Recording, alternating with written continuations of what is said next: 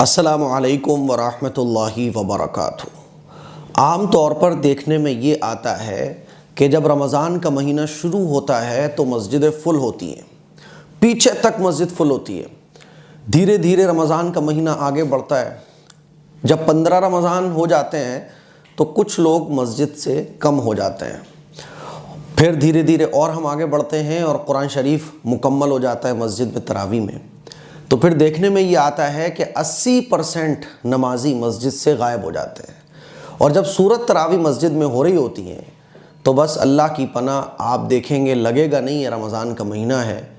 पहले रमज़ान में जितनी भीड़ होती है और कुरान मजीद मुकम्मल होने के बाद जो सूरत तरावी में लोग होते हैं, ज़मीन आसमान का फ़र्क होता है। जितने लोग मस्जिद में होते हैं उससे कहीं ज़्यादा आपको मोहल्ले की एक गली में गिनने में आसानी से नज़र आ जाएंगे। मेरे अज़ीज़ भाइयों, मेरी बहनों, रमज़ान का महीना जब शुरू होता है तो माशाल्लाह सब पाबंदी के साथ नमाज़ें भी पढ़ रहे होते हैं, इबादतें भी कर रहे होते हैं।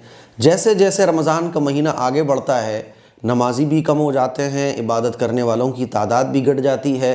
और जब रमज़ान का आखिरी अशरा शुरू होता है तो फिर तो अल्लाह की पनाह, अल्लाह हम सब की हिफाजत फरमाए, मस्जिद खाली, बाज़ार गलियों में रौनकें नज़र आती हैं और बाज़ार फुल चल रहे होते हैं। इस टाइम की सिचुएशन अगर आप देखें तो 12-12, 1-1 बजे तक दुकानें खुली हुई हैं और भीड़, आपको लगेगा नहीं कि रात का 12 बज रहा है या 1 बज रहा है, जम के भीड़ चल रही है। मैं आप लोगों से एक बात कहना चाहता हूँ कि देखिए, रमज़ान का महीना जैसे जैसे आगे बढ़ता है अल्लाह की रहमतें भी बढ़ती हैं, अल्लाह की बख्शिश के वादे भी बढ़ते हैं, अल्लाह ताला की जन्नतें और अल्लाह ताला की तरफ से इनामात भी बढ़ते चले जाते हैं। यहाँ तक कि हदीस में आता है कि जब रमज़ान का आखिरी अशरा शुरू होता है तो पिछले 20 रोज़ों के मुकाबले रमज़ान के आखिरी अशरे में अल्लाह के इनामात, रहमतें, रमज़ान की बरकतें हद से ज़्यादा बढ़ जाती हैं।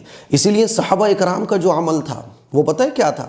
सहाबा इकराम रमज़ान की इबादतों में रमज़ान के आखिरी अशरे की जो इबादतें थी उसको इतना बढ़ा दिया करते थे, इबादतों के अलावा वो कोई और काम ही नहीं करते थे। खाना कम, सोना कम, कमाना कम, बिज़नेस कम, रमज़ान के आखिरी अशरे में सिर्फ़ और सिर्फ इबादत। और अक्सर सहाबा इकराम का मामूल ये था कि वो एहतिकाफ़ फरमाते थे, सब कुछ छोड़ दिया, क्योंकि ये जो रमज़ान का आखिरी अशरा है ना, ये 1 साल से पहले दोबारा आपको मिलने वाला नहीं है। कमाना आपको दोबारा मिल सकता है, दुकान आप अच्छे से चलाओगे, अल्लाह रोज़ी दे सकता है, आपको सेहत दोबारा मिल सकती है, आपको दुनिया की हर चीज़ दोबारा मिल सकती है। लेकिन रमज़ान के आखिरी अशरा जो अब ये जो 10 डेज़ चल रहे हैं ना, ये आपको दोबारा नहीं मिल सकता। अगले साल मिले कि नहीं मिले हमें नहीं मालूम, ये सांसें अगले साल तक चलेंगी नहीं चलेंगी हमें नहीं पता। ये जो टाइम चल रहा है ये बहुत कीमती है। लेकिन बहुत अफसोस के साथ मुझे ये कहना पड़ रहा है कि होना ये चाहिए था कि हमारी इबादतें बढ़ जाती, हमारे सजदे बढ़ जाते, रुकू बढ़ जाते, कुरान की तिलावत हमारी बढ़ जाती। जितनी भीड़ बाज़ारों में नज़र आ रही है, सड़कों पे नज़र आ रही है, गली मोहल्लों के कोनों पर बैठी हुई नज़र आ रही है, इससे कहीं ज़्यादा मसाजिद के अंदर भीड़ होती। पहले रमज़ान में जितनी भीड़ थी उससे भी ज़्यादा होती कि अल्लाह मुझे मग़फ़िरत चाहिए, अल्लाह मुझे बख्शिश चाहिए। हालात जितने सख्त हैं, इन हालात में तो हमें चाहिए था कि हम अल्लाह के घर पे आके पड़ जाते कि अल्लाह हम तुझे मनाने आए हैं। लेकिन अफसोस मस्जिद खाली है। कल भी जब मैं 1-2 मस्जिदों में गया तो देख रहा था कि गलियों में लोग ज़्यादा थे, मस्जिद में सूरत तरावी पढ़ने वाले कम थे। मेरे अज़ीज़ भाइयों, मेरी बहनों, मैं आपको ये बताना चाह रहा हूँ कि रमज़ान का आखिरी अशरा ये मामूली नहीं है। लैलतुल क़द्र जिन 5 रातों में होती है ना, फ़रिश्ते आज की रात आसमानों से उतरते हैं, इबादत करने वालों से मुसाफ़ा करते हैं, इबादत करने वालों की दुआओं पर आमीन कहते हैं, इबादत करने वालों के लिए अल्लाह से दुआएँ करते हैं। इस रात में अल्लाह ताला गुनहगारों को माफ़ फरमाता है। अल्लाह खुश होता है कि देखो मेरे ये बंदे लैलतुल क़द्र जैसी अज़ीमुश्शान रात में जाकर मेरी इबादत कर रहे हैं। मैं आप लोगों से ये बोलना चाहता हूँ कि बाज़ार तो आप ईद के बाद भी जा सकते हो, आप दुनिया भर के काम बाद में भी कर सकते हो। सबसे पहला काम जो आपको करना है, रमज़ान के आखिरी अशरों में इबादत को आप बढ़ा दीजिए।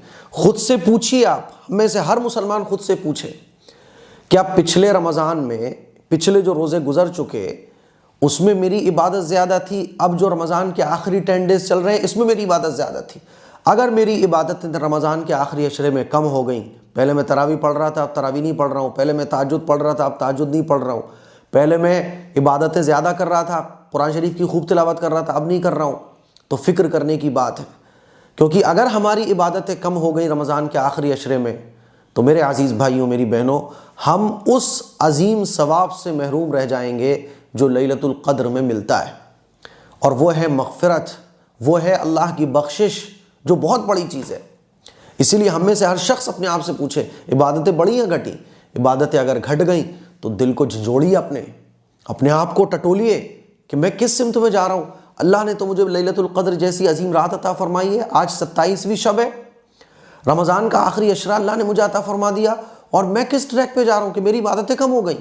सबसे बदनसीब और बदकिस्मत है वो शख्स जो रमज़ान का आखिरी अशरा पा रहा है, लैलतुल क़द्र की रातें पा रहा है, रमज़ान के आखिरी अशरे में वो सेहतमंद है, वो बिस्तर छोड़कर, कारोबार छोड़कर अल्लाह की इबादत कर सकता है, वो मस्जिद में जाके अल्लाह के सामने रो सकता है, लेकिन वो बाज़ारों में टहल रहा है, तरावियाँ छोड़ रहा है, जमात के साथ उसकी नमाज होना चाहिए थी, जमात के साथ नमाजें भी नहीं पढ़ रहा है। कुछ लोग तो ऐसे हैं, अल्लाह हिफाजत फरमाए, अल्लाह उनको हिदायत दे, वो रोज़े तक नहीं रखते।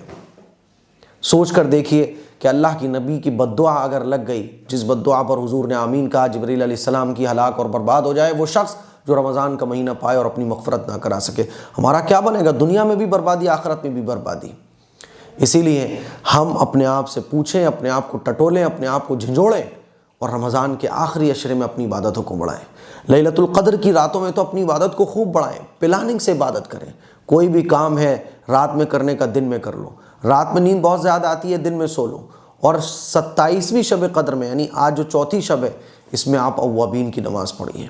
अव्वाबीन की नमाज़ पढ़ने पर 12 साल इबादत का सवाब मिलता है, और रमज़ान में 70 गुना 840 साल इबादत का सवाब नामे अमाल में लिख गया। कैसे पढ़ी जाती है? यूट्यूब पे सर्च कर सकते हैं। तहज्जुद की नमाज़ पढ़िए, 1000 मरतबा दुरूद शरीफ पढ़िए, कुरान मजीद की तिलावत कीजिए। और एक बड़ा अमल जो 27वीं शब में आपको करना है, वो है कि अल्लाह के सामने हाथ उठा के खूब दुआएं मांगिए। तो मेरे अजीज़ भाइयों, मेरी बहनों, रमज़ान का जो आखिरी अशरा चल रहा है, आप खुशनसीब बनना चाहते हैं, इबादतों को बढ़ा दीजिए। और अगर आप बदनसीब बनना चाहते हैं, जो हुजूर ने बद्दुआ पर आमीन कहा, वो आप लेना चाहते हैं, मेरे ख्याल में कोई गुने से गुनहगार मुसलमान भी इस बद्दुआ को तो नहीं लेना चाहेगा। कंपेयर कीजिए कि पहले मैं इबादत ज़्यादा कर रहा था या अब इबादत ज़्यादा कर रहा हूँ। देखने में ये आ रहा है कि तरावी छोड़ने वालों की तादाद अब बहुत ज़्यादा है, रोज़ा छोड़ने वालों की तादाद अब बहुत ज़्यादा है। अब तो ऐसा हाल हो चुका है कि गली मोहल्लों में जाओ तो लगता नहीं है कि रमज़ान का महीना चल रहा है, खुल्लम खुल्ला खाने पीने का माहौल चल रहा है। ये तमाम काम अल्लाह को गज़ब दिलाने वाले हैं। अगर आप ये चाहते हैं कि हालात तब्दील हों, अल्लाह की मदद आए, आप तरक्की हासिल करें, आप कामयाबी हासिल करें, अल्लाह की ताकत आपके साथ आए, जैसे सहाबा इकराम दुनिया में सरबुलंद थे, ऐसे आप सरबुलंद हो जाएं। इबादत रमज़ान के आखिरी अशरे में बढ़ाइए, अल्लाह से मांगना बढ़ाइए, अल्लाह के सामने रोना बढ़ाइए। आज 27वीं शब है, सारा का सारा टाइम नींद आए ऊँगते हुए अल्लाह की इबादत, थकान है गिरते पड़ते अल्लाह की इबादत, इसी पे तो अल्लाह को प्यार आता है। मेरी चंद बातें आप, मुझे उम्मीद है, अमल करेंगे, और जब दुआ के लिए हाथ उठाएं तो मुझे अपनी दुआ में ज़रूर याद रखें। अस्सलामु अलैकुम व रहमतुल्लाहि व बरकातुहू।